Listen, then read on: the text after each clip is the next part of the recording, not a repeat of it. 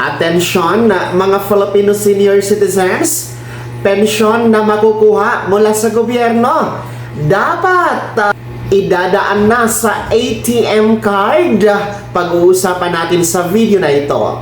Hello mga ka-vlogs! Welcome dito sa aking YouTube channel. Magandang araw po sa lahat ng mga manonood. Saan po kayong dako sa mundo? Kumusta mga ka-vlogs? Well, eto, makinig kayo mga lolo at lola. Pag-uusapan natin itong pensyon na inyo pong nakukuha mula sa gobyerno.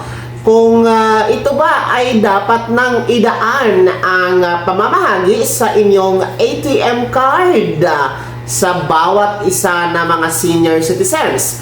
Well, ngayon kasi mga ka-vlogs, meron tayong social pension. Ito po yung 1,000 piso na buwan ng pensyon para sa ating mga indigent senior citizens na every month ay meron pong 1,000 piso na pensyon.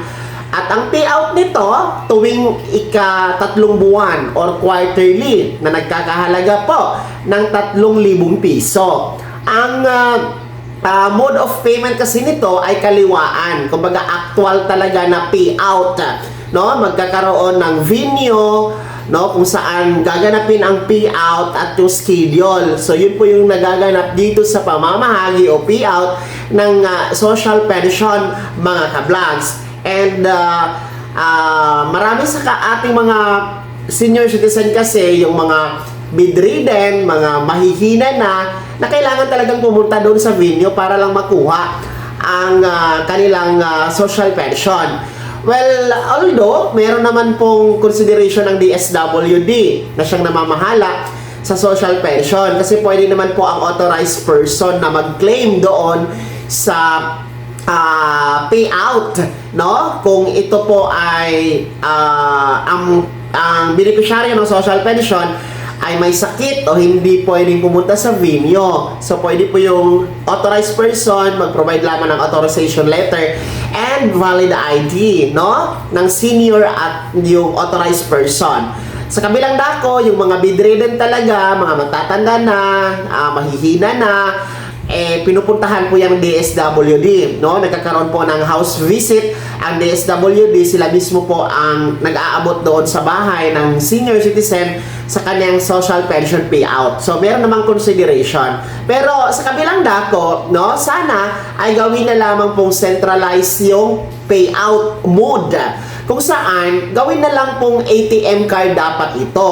Katulad po ng mga 4-piece. No, yung mga 4-piece po, naka-ATM card yan sila, no, through Land Bank. So, every payout, mag-a-announce na lang po sa kanilang by cluster kung meron ng laman yung kanilang ATM card, saka sila pupunta doon sa Land Bank, pipila para mag-withdraw. Anytime pwede sila mag-withdraw. So sana ganun din po ang gawin dito sa social pension. Huwag na nating pahirapan pa ang ating mga senior citizens na mga mahihina na para lamang pumunta doon sa venue, no?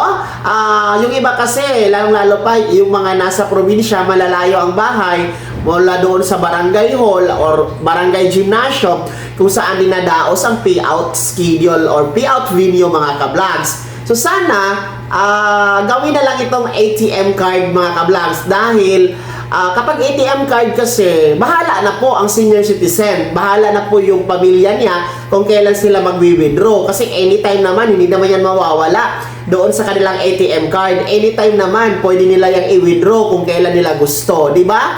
So, isa yun sa nakikita natin na magandang i-revisa, no? I-revise na panuntunan dito sa mode of payout ng ating social pension. Hindi lamang social pension ha, maging doon sa mga cash distribution, halimbawa doon sa 10,000 piso na cash gift for 80, 85, 90, and 95 years old, no, sa ilalim ng Expanded Centenarian Act cash gift o Republic Act 1192. And then yung 100,000 pesos na Centenarian cash gift for 100 years old. No, sana ay gawin na din po yung ATM card. Hindi na talaga pupunta doon sa venue ba ang ating mga nakakatanda. Yung social pension, kung magiging batas yun, no, kasi meron yung kahawig sa social pension sa ngayon. Pareho kasi yung 1,000 piso monthly. Ang kaibahan niya lang, lahat doon ay kasama na wala nang pipiliin. Hindi katulad dito sa social pension. So sana sa pagsasabatas ng Universal Social Pension Bill, no, sana ATM card na din po ang gagamitin dito para diretso pong i-deposit ang inyong buwanang pensyon mula sa gobyerno na pinamamahalaan ng DSWD at NCSC. So napakagandang suggestion ito para sa ating NCSC and DSWD. And sana pakinggan nila ito dahil ang iniisip lang naman natin yung kapakanan ng ating mga nakakatanda na hindi na po sila maghihirap o magsasakripisyo po pupunta sa mga venue po ng payout o cash distribution. Kaya kayo, mga senior citizens, pabor po ba kayo na sa ATM card na lang po? Bibigyan kayo ng ATM card para sa inyong payout o cash distribution ng pensyon at cash gift? Ibahagi niyo po sa comment section na nasa baba, pakilakip ng buong pangalan at kung taga saan kayo. Kung bago ka pa lang sa aking channel o di kaya di ka pa nakasubscribe, i-click mo na ang subscribe button na nasa baba. Huwag kalimutan na pindutin ang notification bell, ilagay sa all para una ka sa mga balitang i-upload ko. Maraming salamat po. God bless. Mag-ingat mga ka-vlogs.